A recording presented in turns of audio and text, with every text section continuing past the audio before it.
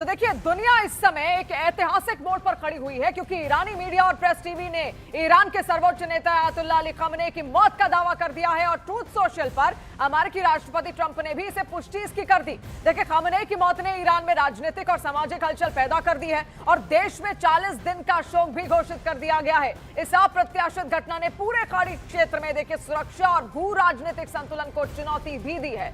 Dubai में बुर्ज अल अरब पर हाल ही में मिसाइल हमलों के कारण तनाव और ज्यादा बढ़ गया और ईरानी जनता, सैन्य ताकतें और अंतर्राष्ट्रीय समुदाय सतर्क हैं क्योंकि ईरान की तरफ से भयानक बदले की चेतावनी जारी कर दी गई है और अब दुनिया की निगाहें इस बात पर टिकी है कि वैश्विक शक्तियां इस घटना पर आकर किस तरीके से प्रतिक्रिया करती हैं और पश्चिम एशिया का नक्शा किस तरीके से दिशा बदलता हुआ दिखता है क्योंकि खamenei की मौत से क्षेत्रीय और वैश्विक रणनीति पर गहरा असर इसका पड़ने वाला है। तो सबसे बड़ी खबर ईरान इजरायल युद्ध से जुड़ी हुई हम आप तक जो लगातार पहुंचा रहे हैं। यहाँ पर किस तरीके से खamenei को मार गिराया गया है, आपने यहाँ पर देखा। खamenei की मौत से पूरे ईरान में इस वक्त मातम पसरा हुआ है, हर कोई वहां पर रो रहा है। मस्जिदों में लोग इकट्ठा हो रहे हैं, फूट फूट कर रो रहे हैं। जिन्होंने दुआएं यहाँ पर कभी खamenei के लिए मांगी थी, आज वही हाथ यहाँ पर आप देखिए उनके लिए फिर से दुआ करते हुए यहाँ पर नजर जरूर आ रहे थे। लेकिन खamenei की मौत की पुष्टि के बाद अब ईरान में मातम किस तरीके से वहां के मस्जिदों में पसरा हुआ है, उसकी तस्वीर यहाँ पर आप देखिए।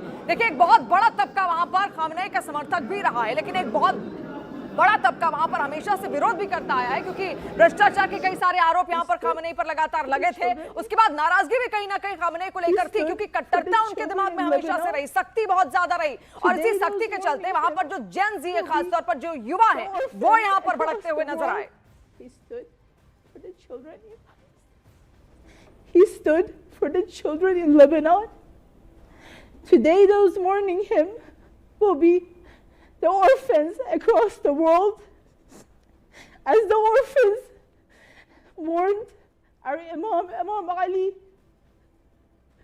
Peace be upon him. Today,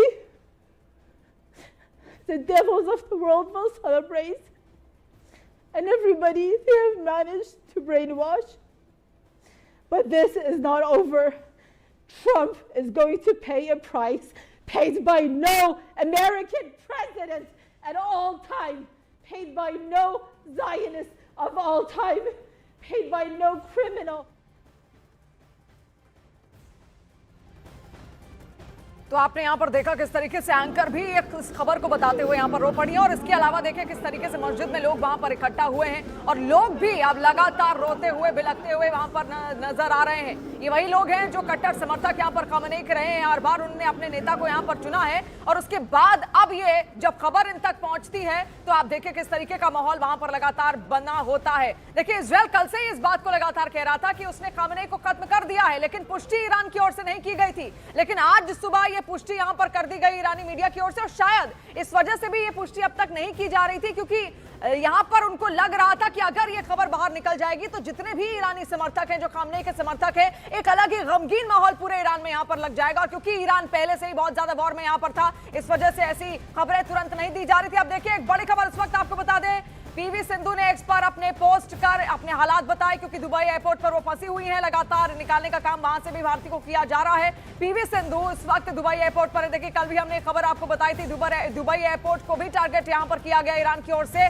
कई सारे भारतीय वहां पर फंसे हुए हैं, बाकायदा एक एक्ट्रेस भी हैं, वो भी वहीं पर फंसी हुई है और पास ही में वहां धमाका भी हुआ। पीवी सिंधु, हमें सुरक्षित जगह ले जाया गया, ये उनका ट्वीट यहां पर है जो निकलकर सामने आया है। उन्होंने कहा वो सुरक्षित है। दुबई एयरपोर्ट पर पीवी सिंधु यहां पर फंसी हुई है और एक्स पर ये हालात उन्होंने यहां पर बताए, जो स्थिति वहां पर वो देख रही हैं। उन्होंने पूरा अपडेट वहां पर दिया। उन्होंने कहा कि कुछ घंटे पहले देखिए वहां पर पास ही में धमाका भी यहां पर हुआ था, तो दुबई एयरपोर्ट के पास देखिए लगातार कई सारे विस्फोट ईरान की ओर से किए गए थे। अब कारण इसका यही था क्योंकि कई सारे एयरबेसेस वहां पर अमेरिकी मौजूद है और इसीलिए उनको टारगेट यहां पर ईरान बार बार कर रहा था।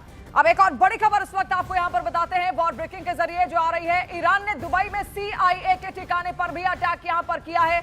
CIA अमेरिका की खुफिया एजेंसी है और ऐसे में देखिए उसका अटैक भी यहां पर सामने आया। ईरान ने दुबई में CIA के ठिकाने पर यह अटैक किया, चुन चुन कर उन तमाम ठिकानों को यहां पर नेस्तनाबूत एक तरीके से खत्म करने की कोशिश ईरान की यहां पर है, जो उसको नुकसान पहुंचा सकते हैं, यानी कि ईरान को नुकसान पहुंचा सकते हैं। इसमें अमेरिकी एयरबेसेस हैं, CIA के जितने भी खुफिया एजेंसी वहां पर अमेरिकी खुफिया एजेंसी मौजूद हैं, उनके बेसिस को टारगेट यहां पर किया जा रहा है ईरान की ओर से, ताकि उसको कोई नुकसान ना पहुंचे और उससे पहले वो अमेरिका और और अमेरिका के साथी जितने भी देश हैं उनको और ज्यादा यहां पर नुकसान पहुंचा सके, यही उसका मकसद इस वक्त रह रहा है। और जिस तरीके से अब खamenei की मौत की पुष्टि यहां पर ईरान ने कर दी है, हो सकता है आगे आने वाले दिनों में या कुछ ही घंटों बाद और भी ज्यादा भयानक तरीके से आपको यहां पर ईरान लड़ता हुआ दिख सकता है और ज्यादा हमले यहां पर कर सकता है। क्योंकि कल उनके जो मेजर जनरल है उन्होंने एक बात कही थी कि अभी तो हमने अपने कबाड़ का इस्तेमाल किया है, यानी कि उन मिसाइलों का इस्तेमाल किया है जो कई सालों से हमने बनाकर वहां पर उनके बेसिस पर रखी हुई थी। अभी तो हमने अपने असली हथियार तो आपको दिखाए ही नहीं,